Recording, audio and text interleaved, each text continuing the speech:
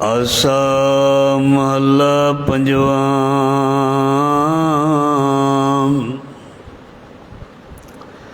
दुख कणो जब होते दूर, अब मसलत मोह मिली हदूर। चुका निहोरा सखी सहेली, परम गया गुर फिर संग मेरी राह। निकट आन प्रसेज तरी, कान कढन ते छूट परी। मंदिर मेरे शब्द उजारा,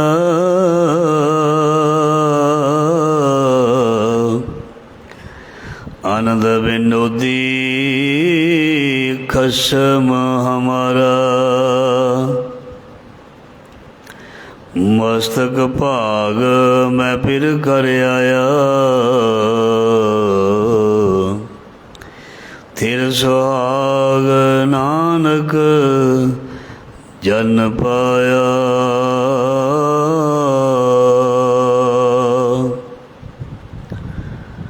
हाँ तिनकै बलहार ने, जिन्हें सच रखिया और तार। नानक नामै सब हरियावली, गुर कै शब्द विचार। कबीर नाम किया न करहेंगे, ना कर सकै शरीर। क्या जानो किछ हर किया, पयो कबीर कबीर। ज़ाहरा ज़हूर हाजरा हजूर, सर्व कला भरपूर। समरथ गुरु लोक परलोक दे रखियक, भगत वशल ज्ञान दे सागर। गुरुआं दे गुरु, गुरुआं भगतां भट्टां सिखां दी इलाही बाणी। बाणी जोत रूप दे विच धन धन श्री गुरु ग्रंथ साहिब जी महाराज। महाराज जी दी पावन पवित्र गोद हजूरी दे विच गुरु शब्द दे नाल जुड़ बैठी जुड़ रही साध संगत जी। बड़ भागे हाँ, गुरु साहब ने मेहर कीती है। जिंदगी का बचिया समा लेखे विच लाउण दा मौका बख्शिया। सतगुरु जी ने दया की है, मेहर की है। सानू अपने चरना कमलों का प्यार बख्शिश करन दा समा दे दिता। यही तेरा अवसर, यही तेरी वार। घट भीतर तू देख विचार, जिंदगी कीमती मनी गई है। जिंदगी दे विच सफलता दे मौके परमात्मा सब नूं दिंदा है। ये नहीं भी मौका नहीं दिता जाता। परमात्मा सब नूं सफल होने का मौका दिंदा है। जे कोई सफल होने दे लई मेहनत करे, उद्यम करे, तो फिर वो मौका जिहड़ा है सफलता दे विच बदल सकता है। जे किसी नूं दिता होया मौका वो केवल अपने स्वार्थ लई, अपने फायदे लई, जां जिंदगी नूं खाण पीण दे लई, जां दुनिया दे रस केवल भोगण दे लई उस मौके नूं ला दवे, तो उसका वो मौका समा खराब हो जाएगा। जिवें सियाणे कहते हैं भी मौके का फायदा उठाना चाहिए, असी उठाते भी हाँ। किसी को कोई मौका मिल जाए वह फायदा लै लेंदा है। ਕਿਸੇ ਨੂੰ ਥੋੜ੍ਹਾ ਜਿਹਾ ਵੀ ਮੌਕਾ ਮਿਲੇ ਉਹ ਘੱਟ ਨਹੀਂ ਕਰਦਾ, ਉਹ ਉਸ ਦਾ ਫਾਇਦਾ ਲੈਣ ਦੀ ਕੋਸ਼ਿਸ਼ ਕਰਦਾ। ਬਾਣੀ ਦੇ ਵਿੱਚ ਸ੍ਰੀ ਗੁਰੂ ਗ੍ਰੰਥ ਸਾਹਿਬ ਮਹਾਰਾਜ ਜੀ ਦੇ ਵਿੱਚ ਲਿਖਿਆ ਵੀ ਜੀਵਨ ਇੱਕ ਮੌਕਾ ਹੈ, ਅਤੇ ਇਹਦੇ ਵਿੱਚ ਮਨੁੱਖ ਲਾਹਾ ਲੈਣ ਦਾ ਯਤਨ ਬਹੁਤ ਘੱਟ ਕਰਦਾ, ਕਿਉਂਕਿ ਇਸ ਨੂੰ ਗਿਆਨ ਨਹੀਂ ਹੈ। ਇਸ ਨੂੰ ਇੱਦਾਂ ਲੱਗਦਾ ਵੀ ਇਹੀ ਸਭ ਕੁਛ ਹੈ, ਮੇਰਾ ਇੱਥੇ ਆਉਣਾ ਰਹਿਣਾ ਖਾਣਾ ਪੀਣਾ ਦੇਖਣਾ ਮੰਨਣਾ ਰਸਾਂ ਨੂੰ ਭੋਗਣਾ ਸਭ ਕੁਛ ਇਹੀ ਹੈ। ਇਸ ਤਰ੍ਹਾਂ ਬਹੁਤ ਲੋਕਾਂ ਦੇ ਮਨ ਵਿੱਚ ਹੈ, ਇਹੀ ਦੁਨੀਆ ਹੈ, ਅੱਗੇ ਪਿੱਛੇ ਹੋਰ ਕੁਛ ਨਹੀਂ। ਪਰ ਅਸੀਂ ਗੁਰੂ ਗ੍ਰੰਥ ਸਾਹਿਬ ਜੀ ਦੀ ਬਾਣੀ ਨੂੰ ਮੰਨਦੇ ਹਾਂ, ਅਸੀਂ ਉਸ ਮਹਾਰਾਜ ਨੂੰ ਮੰਨਦੇ ਹਾਂ ਜਿਸ ਨੂੰ ਕਹਿੰਦੇ ਨੇ ਆਦਿ ਸੱਚ ਜੁਗਾਦ ਸੱਚ, ਹੈ ਭੀ ਸੱਚ ਨਾਨਕ ਹੋਸੀ ਭੀ ਸੱਚ, ਆਦਿ ਅੰਤ ਏਕੋ ਅਵਤਾਰਾ ਸੋਈ ਗੁਰੂ ਸਮਝਿਓ ਹਮਰ। ਸਾਨੂੰ ਜੋ ਬਾਣੀ ਕਹਿੰਦੀ ਅਸੀਂ ਉਹ ਮੰਨਣਾ। ਕੋਈ ਇਨਸਾਨ ਕੋਈ ਬੰਦਾ ਕੋਈ ਤਰਕ ਵਾਲਾ ਜੋ ਕਵੇ ਅਸੀਂ ਉਹ ਨਹੀਂ ਮੰਨਣਾ, ਕਿਉਂਕਿ ਅਸੀਂ ਸਭ ਤੋਂ ਵੱਡਾ ਜਾਣਦੇ ਹਾਂ ਆਪਣੇ ਸਤਿਗੁਰੂ ਨੂੰ, ਗੁਰੂ ਨਾਨਕ ਪਾਤਸ਼ਾਹ ਨੂੰ। ਇਸ ਕਰਕੇ ਅਸੀਂ ਲੋਕਾਂ ਦੀਆਂ ਸਲਾਹਾਂ ਕਿਉਂ ਲਈਏ ਵੀ ਇੱਦਾਂ ਹੈ ਇੱਦਾਂ ਨਹੀਂ, ਅਸੀਂ ਕਨਫਿਊਜ਼ਨ ਵਿੱਚ ਕਿਉਂ ਪਈਏ, ਜਦ ਸਾਡੇ ਸਾਰੇ ਭਰਮ ਸਾਡੇ ਗੁਰੂ ਨਾਨਕ ਪਾਤਸ਼ਾਹ ਦੀ ਬਾਣੀ ਨੇ, ਸਾਡੇ ਗੁਰੂਆਂ ਦੀ ਬਾਣੀ ਨੇ, ਭਗਤਾਂ ਭੱਟਾਂ ਸਿੱਖਾਂ ਦੀ ਬਾਣੀ ਨੇ। ਜਦ ਸਾਰੇ ਸ਼ੰਕੇ ਕੱਢ ਦਿੱਤੇ ਹੋਏ ਨੇ, ਫਿਰ ਅਸੀਂ ਕਿਸੇ ਦੀ ਸਲਾਹ ਮੁਤਾਬਕ ਕਿਉਂ ਚੱਲੀਏ। ਦੁਨੀਆ ਦਾ ਹਰ ਬੰਦਾ ਜਿਹੜਾ ਹੈ, ਭਾਵੇਂ ਉਹ ਆਪਣੀ ਸਲਾਹ ਆਪ ਕਰਦਾ ਹੈ, ਆਪਣੇ ਮਨ ਮੁਤਾਬਕ ਚੱਲਦਾ, ਪਰ ਅਸਲ ਦੇ ਵਿੱਚ ਸਫਲਤਾ ਉਸ ਨੂੰ ਹੀ ਮਿਲੀ ਹੈ ਜੋ ਮਿਲਦੀ ਹੈ ਜਾਂ ਜੋ ਗੁਰਮਤਿ ਦੇ ਅਨੁਸਾਰ ਚੱਲਦਾ। ਕਈ ਵਾਰ ਬੰਦੇ ਦਾ ਮਨ ਜਿਹੜਾ ਹੈ ਸਹੀ ਸਲਾਹ ਨਹੀਂ ਦਿੰਦਾ। ਕਈ ਵਾਰ ਇਸ ਇਨਸਾਨ ਨੂੰ ਪਤਾ ਨਹੀਂ ਲੱਗਦਾ ਵੀ ਮੈਂ ਕਿਹੜਾ ਕੰਮ ਕਰਨਾ ਕਿਹੜਾ ਨਹੀਂ ਕਰਨਾ, ਉਹਨੂੰ ਸਲਾਹ ਹੀ ਨਹੀਂ ਮਿਲਦੀ ਅੱਛੀ ਤਰ੍ਹਾਂ। ਆਪਣਾ ਖੁਦ ਦਾ ਮਨ ਵੀ ਸਲਾਹ ਨਹੀਂ ਦਿੰਦਾ ਹੁਣ ਕੀ ਕਰੀਏ। ਜਿਵੇਂ ਕੋਈ ਬੱਚਾ ਪੜ੍ਹਾਈ ਕਰਦਾ ਪਿਆ, ਕੋਈ 10ਵੀਂ 12ਵੀਂ ਕਰ ਗਿਆ, ਉਹਨੂੰ ਇੰਨੀ ਛੇਤੀ ਪਤਾ ਨਹੀਂ ਲੱਗਦਾ ਵੀ ਕੀ ਕਰੀਏ ਕੀ ਨਾ ਕਰੀਏ, ਸੋਚਦਾ ਰਹਿੰਦਾ ਕਿਸ ਫੀਲਡ ਵਿੱਚ ਜਾਈਏ, ਅਤੇ ਕਈ ਵਾਰ ਫਾਈਨਲ ਨਹੀਂ ਕਰ ਪਾਉਂਦਾ ਵੀ ਕੀ ਕਰੀਏ, ਬਸ ਮਨ ਦੀ ਗੱਲ ਹੈ। ਸੋ ਗੁਰੂ ਮਹਾਰਾਜ ਜੀ ਕਹਿੰਦੇ ਤੂੰ ਬੱਚਾ ਹੈ, ਤੂੰ ਨਿਆਣਾ ਹੈ, ਵੀ ਸਿਆਣਾ ਬਣਨ ਦੀ ਕੋਸ਼ਿਸ਼ ਨਾ ਕਰ, ਚਤੁਰ ਬਣਨ ਦੀ ਕੋਸ਼ਿਸ਼ ਨਾ ਕਰ। ਬਾਣੀ ਵਿੱਚ ਸਾਨੂੰ ਦੱਸਿਆ ਮਹਾਰਾਜ ਜੀ ਕਹਿੰਦੇ ਤੂੰ ਨਿਆਣਾ ਹੈ, ਗੁਰ ਕੀ ਮੱਤ ਤੂੰ ਲੇਹ ਇਆਨੇ, ਭਗਤ ਬਿਨਾ ਬਹੁ ਡੂਬੇ ਸਿਆਣੇ। ਤੂੰ ਸਿਆਣਾ ਨਾ ਸਮਝ, ਤੂੰ ਆਪਣੇ ਆਪ ਨੂੰ ਅਣਜਾਣ ਸਮਝ, ਮੂਰਖ ਸਮਝ, ਬੁੱਧੀਹੀਨ ਸਮਝ। ਭਾਵੇਂ ਤੇਰੇ ਕੋਲ ਬੁੱਧੀ ਹੈ, ਭਾਵੇਂ ਤੇਰੇ ਕੋਲ ਦਿਮਾਗ ਹੈ, ਭਾਵੇਂ ਤੇਰੇ ਕੋਲ ਅਕਲ ਹੈ, ਭਾਵੇਂ ਤੇਰੇ ਕੋਲ ਜ਼ੋਰ ਹੈ ਤਾਕਤ ਹੈ, ਪਰ ਫਿਰ ਵੀ ਗੁਰੂ ਦੇ ਅੱਗੇ ਨਿਰਬਲ ਸਮਝ, ਗੁਰੂ ਦੇ ਅੱਗੇ ਨਿਆਣਾ ਬਣ, ਅਣਜਾਣ ਬਣ, ਗੁਰੂ ਦੇ ਅੱਗੇ ਨਿਮਰਤਾ ਵਾਲਾ, ਨਾ ਕਿ ਕਿਸੇ ਵੀ ਚੀਜ਼ ਦਾ ਹੰਕਾਰ ਲੈ ਕੇ ਗੁਰੂ ਦੇ ਅੱਗੇ ਆਉਣਾ।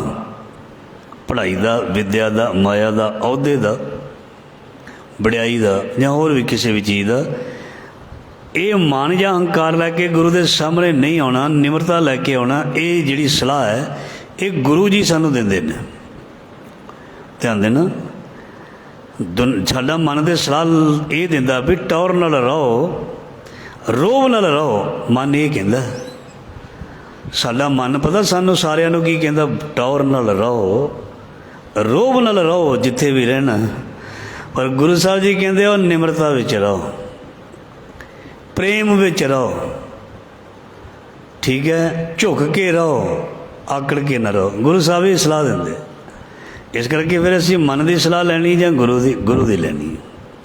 ਮਨ ਸਲਾਹ ਨਹੀਂ ਸਹੀ ਦਿੰਦਾ। ਕਈ ਵਾਰ ਮਨ ਸਲਾਹ ਸਹੀ ਦੇ ਦਿੰਦਾ, ਅਤੇ ਕਈ ਵਾਰ ਜ਼ਿਆਦਾ ਕਰਕੇ ਇਹ ਗਲਤ ਸਲਾਹ ਹੀ ਦਿੰਦਾ। ਇਸ ਲਈ ਜੇ ਗਲਤ ਸਲਾਹ ਇੱਕ ਲੈ ਲਈ, ਜੇ 100 ਸਲਾਹ ਸਹੀ ਲੈ ਲਈ ਨਾ, ਜੇ ਗਲਤ ਸਲਾਹ ਇੱਕ ਲੈ ਲਈ ਇਹਨੇ 100 ਸਲਾਹ ਨੂੰ ਖਰਾਬ ਕਰ ਦੇਣਾ। ਇਸ ਲਈ ਮਨ ਨੂੰ ਸਮਝਾਉਣ ਕਾਰਨੇ, ਮਨ ਸਮਝਾਵਨ ਕਾਰਨੇ ਕਛੁ ਕੁ ਪੜੀਏ ਗਿਆਨ। ਮਨ ਨੂੰ ਸਮਝਾਉਣ ਦੇ ਲਈ ਗੁਰੂ ਤੋਂ ਸਲਾਹ, ਗੁਰੂ ਦੀ ਸਿੱਖਿਆ ਅਤੇ ਗੁਰੂ ਦੀ ਬਾਣੀ ਨੂੰ ਸਾਨੂੰ ਧਾਰਨ ਕਰਨਾ ਚਾਹੀਦਾ, ਤਾਂ ਹੀ ਜ਼ਿੰਦਗੀ ਵਿੱਚ ਸਫਲ ਹੋ ਸਕਦੇ ਹਾਂ। ਨਹੀਂ ਤਾਂ ਦੁਨੀਆ ਕਲਪਦੀ ਫਿਰਦੀ ਹੈ, ਕਲੇਸ਼ਾਂ ਦੇ ਵਿੱਚ ਹੈ, ਪਰੇਸ਼ਾਨ ਹੈ, ਇੰਨੀ ਦੌੜ ਲੱਗੀ ਹੋਈ ਹੈ, ਦੌੜਦਾ ਦੌੜਦਾ ਹੀ ਆਪਣੇ ਹੱਡ ਗੋਡੇ ਬਣਾ ਕੇ ਬੈਠਾ ਹੋਇਆ ਇਨਸਾਨ। ਮਤਲਬ ਅੰਦਰਲੀ ਦੌੜ, ਤ੍ਰਿਸ਼ਨਾ ਦੀ ਦੌੜ। ਜਦੋਂ ਤ੍ਰਿਸ਼ਨਾ ਦੀ ਦੌੜ ਲੱਗਦੀ ਹੈ ਤੇ ਅਡੋਲਤਾ ਨਹੀਂ ਰਹਿੰਦੀ। ਜਦ ਕਿਸੇ ਦੇ ਅੰਦਰ ਤ੍ਰਿਸ਼ਨਾ ਦੀ ਭੁੱਖ ਲੱਗਦੀ ਹੈ ਜਾਂ ਤ੍ਰਿਸ਼ਨਾ ਦੀ ਦੌੜ ਲੱਗਦੀ ਹੈ, ਫਿਰ ਇਕਾਗਰਤਾ, ਅਡੋਲਤਾ ਜਾਂ ਸਹਿਜ ਸੰਜਮ ਨਹੀਂ ਰਹਿੰਦਾ, ਨਹੀਂ ਰਹਿੰਦਾ। ਮਨ ਦੌੜਦਾ ਹੀ ਉਸ ਦਾ ਜਿਸ ਦਾ ਮਨ ਚੰਚਲ ਹੋਵੇ। ਧਿਆਨ ਦੇਣਾ, ਤ੍ਰਿਸ਼ਨਾਲੂ ਪੁਰਖ ਹੁੰਦਾ ਹੀ ਹੋਵੇ ਜਿਹਦਾ ਮਨ ਚੰਚਲ ਹੋਵੇ। ਜਿਸ ਦਾ ਮਨ ਅਡੋਲ ਹੈ, ਜਿਸ ਦਾ ਮਨ ਚੰਚਲ ਨਹੀਂ, ਉਹਦੀ ਤ੍ਰਿਸ਼ਨਾ ਦੀ ਦੌੜ ਵੀ ਨਹੀਂ ਹੋਏਗੀ। ਤੇ ਜਿਸ ਦਾ ਮਨ ਚੰਚਲ ਹੈ, ਚਤੁਰ ਆਪਣੇ ਆਪ ਨੂੰ ਕਹਿੰਦਾ, ਉਹਦੀ ਦੌੜ ਹੋਏਗੀ, ਤ੍ਰਿਸ਼ਨਾਲੂ ਪੁਰਖ ਹੋਏਗਾ। ਤੇ ਤ੍ਰਿਸ਼ਨਾਲੂ ਪੁਰਖ ਹਮੇਸ਼ਾ ਜਿਹੜਾ ਹੈ ਉਹ ਉਦਾਸ ਰਹਿੰਦਾ ਹੈ, ਉਹ ਸੈਟਿਸਫਾਈ ਨਹੀਂ ਰਹਿੰਦਾ, ਖੁਸ਼ ਨਹੀਂ ਰਹਿੰਦਾ, ਸਬਰ ਸੰਤੋਖੀ ਨਹੀਂ ਰਹਿੰਦਾ। ਜੇ ਉਸਨੂੰ ਉਹਦੀ ਮਿੱਥੀ ਹੋਈ, ਨਿਸ਼ਚਿਤ ਕੀਤੀ ਹੋਈ ਚੀਜ਼ ਮਿਲ ਵੀ ਜਾਵੇ ਨਾ, ਉਹ ਫਿਰ ਵੀ ਕਹਿੰਦਾ ਨਹੀਂ ਹੋਰ। ਉਹਨੂੰ ਹੋਰ ਮਿਲ ਜਾਏ ਫਿਰ ਵੀ ਕਹਿੰਦਾ ਨਹੀਂ ਹੋਰ। ਅਤੇ ਹੋਰ ਕਰਦਾ ਕਰਦਾ ਮਹਾਰਾਜ ਜੀ ਕਹਿੰਦੇ ਇੱਕ ਦਿਨ ਇਸ ਦਾ ਉਹ ਸਮਾਂ ਆ ਜਾਂਦਾ, ਇਸ ਨੂੰ ਭੁੱਲ ਜਾਂਦਾ ਵੀ ਤੂੰ ਜਿਹੜੀ ਸੰਸਾਰ ਦੇ ਵਿੱਚ ਅਸਲ ਵਸਤੂ ਪ੍ਰਾਪਤ ਕਰਨੀ ਸੀ ਉਹਦੇ ਵੱਲ ਧਿਆਨ ਨਹੀਂ ਦਿੱਤਾ, ਹੋਰ ਹੀ ਚੀਜ਼ਾਂ ਵੱਲ। ਲਿਸਟ ਦੁਨਿਆਵੀ ਪਦਾਰਥਾਂ ਦੀ ਐਡੀ ਲੰਬੀ ਬਣਾ ਲਈ ਵੀ ਜੀਵਨ ਮੁੱਕ ਗਿਆ, ਲਿਸਟ ਖਤਮ ਨਹੀਂ ਹੋਈ। ਧਿਆਨ ਦੇਣਾ, ਅਗਿਆਨਤਾ ਸਾਡੀ ਪਦਾਰਥਾਂ ਨੂੰ ਪ੍ਰਾਪਤ ਕਰਨ ਦੀ ਜਿਹੜੀ ਲਿਸਟ ਸੀ, ਨਾ ਬੱਚੇ ਦੀ, ਨਾ ਨੌਜਵਾਨ ਦੀ, ਨਾ ਬਜ਼ੁਰਗ ਦੀ, ਇਹ ਖਤਮ ਨਹੀਂ ਹੋਈ। ਇਹ ਲਿਸਟ ਜਿਹੜੀ ਹੈ ਦਿਨੋਂ ਦਿਨ ਲੰਬੀ ਹੁੰਦੀ ਗਈ, ਜ਼ਿੰਦਗੀ ਛੋਟੀ ਹੁੰਦੀ ਗਈ, ਸਰੀਰ ਰੋਗੀ ਹੁੰਦਾ ਗਿਆ ਔਰ ਸਰੀਰ ਨਿਰਵਲ ਹੁੰਦਾ ਗਿਆ, ਔਰ ਮਨੁੱਖ ਦੀ ਤ੍ਰਿਸ਼ਨਾ ਅਤੇ ਮਨੁੱਖ ਦੀ ਜੀਣ ਦੀ ਇੱਛਾ ਜਿਹੜੀ ਉਹ ਵਧੀ ਗਈ। ਅਤੇ ਗੁਰੂ ਸਾਹਿਬ ਜੀ ਦੀ ਜਿਹੜੀ ਬਾਣੀ ਹੈ, ਇਹੀ ਤੇ ਚੀਜ਼ਾਂ ਅੰਦਰੋਂ ਮਨ ਵਿੱਚੋਂ ਕੱਢਦੀ ਹੈ, ਭਰਮ ਨੂੰ ਕੱਢਦੀ ਹੈ, ਅੰਦਰ ਦੇ ਪਰਦੇ ਚੱਕਦੀ ਹੈ, ਅੰਦਰ ਦੀ ਭੁੱਖ ਅਤੇ ਤ੍ਰਿਸ਼ਨਾ ਨੂੰ ਮਿਟਾਉਂਦੀ ਹੈ। ਬਾਣੀ ਵਿੱਚ ਲਿਖਿਆ, ਧੁਰਕੀ ਬਾਣੀ ਆਈ ਦਿਨ ਸਗਲੀ ਚਿੰਤ ਮਿਟਾਈ। ਕਿਹੜਾ ਦੁਨੀਆ ਦਾ ਬੰਦਾ ਜਿਹੜਾ ਦੂਜੇ ਦੀ ਚਿੰਤਾ ਨੂੰ ਘੱਟ ਕਰ ਸਕਦਾ? ਧਿਆਨ ਦੇਣਾ, ਮਹਾਰਾਜ ਜੀ ਕਹਿੰਦੇ ਦੁੱਖ ਕੀਆਂ ਪੰਡਾਂ ਖੋਲੀਆਂ, ਸੁੱਖ ਨਾ ਨਿਕਲਿਓ ਕੋਏ। ਜਿਹਦੀ ਪੰਡ ਵੀ ਫੋਲ ਲਓ, ਉਹਦੀ ਪੰਡ ਵਿੱਚ ਦੁੱਖ ਹੀ ਦੁੱਖ ਹੈ। ਇਸ ਕਰਕੇ ਕਿਸੇ ਨੂੰ ਦੁੱਖੜਾ ਸੁਣਾਵੋ, ਉਹ 10 ਉਦਾਹਰਨਾਂ ਦੇ ਦਿੰਦਾ, ਸਾਡੇ ਵੀ ਉੱਥੇ ਵੀ ਇੱਦਾਂ ਹੋਇਆ ਜੀ, ਆਹ ਹੋਇਆ, ਉਹ ਹੈ, ਇਸ ਤਰ੍ਹਾਂ ਹੋ ਗਿਆ। ਕਿਸੇ ਦਾ ਕੋਈ ਪਤਾ ਲੈਣ ਜਾਏ, ਆਪਣੀਆਂ 10 ਉਦਾਹਰਨਾਂ ਉੱਥੇ ਦੇ ਦਿੰਦਾ। ਮਤਲਬ ਦੁੱਖ ਕੀਆਂ ਪੰਡਾਂ ਖੋਲੀਆਂ, ਸੁੱਖ ਨਾ ਨਿਕਲਿਓ ਕੋਏ। ਸੋ ਇਸ ਲਈ ਸਾਡੇ ਪਾਸ ਤੇ ਕੇਵਲ ਪਰੇਸ਼ਾਨੀ ਹੈ। ਹਾਂ, ਦੁਨੀਆ ਦੇ ਵਿੱਚ ਸ਼ਾਇਦ ਕੋਟਨ ਮੈਂ ਕੋ ਨਾਰਾਇਣ ਜਿਹਾ ਚੀਤ, ਕੋਈ ਐਸਾ ਰੱਬ ਦਾ ਪਿਆਰਾ ਵਿਰਲਾ ਹੋ ਸਕਦਾ ਜਿਹੜਾ ਸ਼ਾਂਤ ਹੋਵੇ। ਅਤੇ ਜੇ ਉਹ ਮਿਲ ਵੀ ਪਵੇ, ਅਸੀਂ ਕਿਹੜਾ ਉਸ ਨੂੰ ਮੰਨਣਾ? ਕਿਉਂਕਿ ਜਿਹੜਾ ਸਾਡੇ ਕੋਲ ਪੈਮਾਨਾ ਹੈ, ਜਿਹੜਾ ਸਾਡੇ ਕੋਲ ਇਹ ਜਾਂ ਕਸਵੱਟੀ ਕਹਿ ਲਈਏ, ਕੋਈ ਪਰਖ ਵਾਲੀ ਚੀਜ਼ ਹੈ, ਅਸੀਂ ਤਾਂ ਉਹਦੇ ਨਾਲ ਹੀ ਨਾਪਣਾ ਹੈ ਨਾ। ਜਿੱਦਾਂ ਦੀ ਸਾਡੀ ਸੁਰਤੀ ਬਿਰਤੀ ਹੈ, ਅਸੀਂ ਵੀ ਸਮਝਣਾ ਵੀ ਉਹਦੀ ਸੁਰਤੀ ਬਿਰਤੀ ਵੀ ਸਾਡੇ ਵਰਗੀ ਹੋਵੇਗੀ। ਜਿਵੇਂ ਦਾ ਮੈਂ ਸੋਚਦਾ ਹਾਂ, ਮੈਨੂੰ ਲੱਗਦਾ ਸਾਹਮਣੇ ਵਾਲਾ ਭਾਵੇਂ ਕੋਈ ਸਤਿਪੁਰਖ ਰੱਬ ਦਾ ਪਿਆਰਾ ਜੁੜਿਆ ਕਿਉਂ ਨਾ ਮਿਲ ਜਾਏ, ਅਸੀਂ ਕਹਿਣਾ ਸ਼ਾਇਦ ਇਹਦੀ ਵੀ ਸੋਚ ਇੱਦਾਂ ਦੀ ਹੋਏਗੀ। ਕਿਉਂਕਿ ਰੱਬ ਦੇ ਪਿਆਰੇ ਨੂੰ ਰੱਬ ਦਾ ਪਿਆਰਾ ਹੀ ਜਾਣਦਾ ਹੈ। ਬ੍ਰਹਮ ਗਿਆਨੀ ਕੀ ਗਤ ਬ੍ਰਹਮ ਗਿਆਨੀ ਜਾਣੇ, ਉਹ ਹੀ ਜਾਣ ਸਕਦਾ। ਇਸ ਕਰਕੇ ਦੁਨੀਆ ਦੇ ਵਿੱਚ ਹੈਨ ਸ਼ਾਂਤੀ ਦੇਣ ਵਾਲੇ, ਪਰ ਬਹੁਤ ਵਿਰਲੇ ਨੇ। ਢੋਂਗੀ ਅਤੇ ਪਖੰਡੀ ਅਤੇ ਭੇਖੀ ਬਹੁਤ ਨੇ, ਜਿਨ੍ਹਾਂ ਦੇ ਚੁੰਗਲ ਵਿੱਚ ਫਸ ਕੇ ਦੁਨੀਆ ਖਰਾਬ ਹੋ ਰਹੀ ਹੈ। ਸਵਾਰਥ ਪੂਰਾ ਕਰਨ ਦੇ ਲਈ ਉਹ ਹਰ ਪ੍ਰਕਾਰ ਦੀ ਭੈੜੀ ਤੋਂ ਭੈੜੀ ਚੀਜ਼ ਦਾ ਸਹਾਰਾ ਲੈਂਦੇ ਨੇ, ਹਰ ਪ੍ਰਕਾਰ ਦਾ ਸ਼ੋਸ਼ਣ ਕਰਕੇ ਸਾਨੂੰ ਨਾ ਅੱਗੇ ਜੋਗਾ ਨਾ ਪਿੱਛੇ ਜੋਗਾ ਰਹਿਣ ਦਿੰਦੇ ਨੇ। ਇਹ ਭਗਤਾਂ ਦੀ ਬਾਣੀ ਵਿੱਚ ਲਿਖਿਆ। ਇਹ ਭਗਤਾਂ ਨੇ ਆਪ ਆਪਣੇ ਮੁੱਖੋਂ ਬਾਣੀ ਉਚਾਰੀ ਹੈ। ਕਬੀਰ ਮਾਏ ਮੁੰਡੋ ਤਹਿ ਗੁਰੂ ਕੀ ਜਾਤੇ ਭਰਮ ਨ ਜਾਏ, ਆਪ ਡੁੱਬੇ ਚੌਬੇਦ ਮੈਂ ਚਲੇ ਦੀਏ ਬਹਾਏ। ਜਿਸ ਚੀਜ਼ ਦੀ ਜਾਣਕਾਰੀ ਕਿਸੇ ਨੂੰ ਪੂਰੀ ਹੋਵੇ ਨਾ, ਉਹ ਦੂਸਰੇ ਨੂੰ ਜਾਣਕਾਰੀ ਨਾ ਦੇਵੇ। ਜਿਸ ਕਿਸੇ ਬੰਦੇ ਨੂੰ ਕਿਸੇ ਚੀਜ਼ ਦੀ ਪੂਰੀ ਜਾਣਕਾਰੀ ਨਾ ਹੋਵੇ ਉਹ ਕਿਸੇ ਨੂੰ ਜਾਣਕਾਰੀ ਨਾ ਦੇਵੇ, ਕਿਉਂਕਿ ਆਪਣਾ ਨੁਕਸਾਨ ਤਾਂ ਹੋ ਹੀ ਹੈ, ਦੂਸਰੇ ਦਾ ਵੀ ਹੋ ਸਕਦਾ, ਦੂਸਰੇ ਦਾ ਵੀ ਹੋ ਸਕਦਾ। ਜਿਹੜਾ ਆਪ ਪੜ੍ਹਿਆ ਨਾ ਹੋਵੇ ਦੂਜੇ ਨੂੰ ਪੜ੍ਹਾਈ ਜਾਵੇ, ਦੂਸਰੇ ਦਾ ਵੀ ਨੁਕਸਾਨ ਹੋ ਸਕਦਾ, ਆਪਣਾ ਤਾਂ ਹੋਇਆ ਹੀ ਪਿਆ। ਸੋ ਇਸ ਕਰਕੇ ਸਾਨੂੰ ਸਤਿਗੁਰ ਦੀ ਬਾਣੀ ਹੀ ਸਭ ਕੁਝ ਦੱਸਦੀ ਹੈ, ਰਾਹ ਦੱਸਦੀ ਹੈ, ਸਾਨੂੰ ਜਿਉਣ ਦੀ ਵਿਧੀ ਢੰਗ ਜਾਂਚ ਦੱਸਦੀ ਹੈ। ਸੋ ਇਸ ਕਰਕੇ ਬਾਣੀ ਦੇ ਨਾਲ ਜੁੜਨਾ ਬਹੁਤ ਹੀ ਜ਼ਰੂਰੀ ਹੈ। ਜੋ ਜੁੜਦਾ ਹੈ ਉਹ ਭਾਗਾਂ ਵਾਲਾ, ਜਿਹੜਾ ਨਹੀਂ ਜੁੜਦਾ ਉਹ ਅਰਦਾਸ ਕਰੇ। ਸੋ ਅਸੀਂ ਵੀ ਉਸ ਲਈ ਅਰਦਾਸ ਕਰਦੇ ਹਾਂ ਉਹ ਵੀ ਜੁੜੇ ਅਤੇ ਅਸੀਂ ਵੀ ਜੁੜੀਏ, ਤਾਂ ਜੋ ਸਾਡਾ ਸਾਰਿਆਂ ਦੇ ਜੀਵਨ ਦਾ ਪ੍ਰਯੋਜਨ ਜਿਹੜਾ ਅਸਲੀ ਹੈ, ਸਾਡਾ ਖਾਣ ਪੀਣ ਦਾ ਪ੍ਰਯੋਜਨ ਨਹੀਂ ਹੈ, ਸਾਡਾ ਇਹ ਪਰਿਵਾਰ ਨੂੰ ਵਧਾਉਣਾ ਇਕੱਲਾ ਪ੍ਰਯੋਜਨ ਨਹੀਂ ਹੈ, ਕੇਵਲ ਪਰਿਵਾਰਾਂ ਨੂੰ ਅੱਗੇ ਪੀੜ੍ਹੀ ਦਰ ਪੀੜ੍ਹੀ ਦੇਖਣਾ ਸਾਡਾ ਪ੍ਰਯੋਜਨ ਨਹੀਂ ਹੈ। ਧਿਆਨ ਦੇਣਾ, ਕੇਵਲ ਆਪਣੇ ਬੱਚਿਆਂ ਦੀ ਖੁਸ਼ਹਾਲੀ ਜਾਂ ਸਫਲਤਾ ਦੇਖਣੀ ਸਾਡਾ ਪ੍ਰਯੋਜਨ ਨਹੀਂ ਹੈ। ਆਪਣੇ ਆਪ ਨੂੰ ਇਸ ਸੰਸਾਰ ਤੋਂ ਬਚਾ ਕੇ, ਆਪਣੇ ਆਪ ਨੂੰ ਇਸ ਸੰਸਾਰ ਤੋਂ ਅਸੀਂ ਖੁਦ ਨੂੰ ਕਿਵੇਂ ਤਾਰ ਕੇ ਲੈ ਕੇ ਜਾਣਾ, ਸਾਡਾ ਇਹ ਪ੍ਰਯੋਜਨ ਹੈ, ਸਾਡਾ ਇਹ ਮੰਤਵ ਹੈ। ਧਿਆਨ ਦੇਣਾ, ਘਰ ਦੇ ਵਿੱਚ ਭਾਵੇਂ ਕਿਸੇ ਦੇ ਜਿੰਨੇ ਮਰਜ਼ੀ ਜੀ ਹੋਣ, ਉਹਨਾਂ ਨੇ ਆਪਣੀ ਖੇਤੀ ਆਵਲਣੀ ਹੈ, ਕਰਮੀ ਆਪੋ ਆਪਣੀ ਕੀ ਨੇੜੇ ਕੇ ਦੂਰ।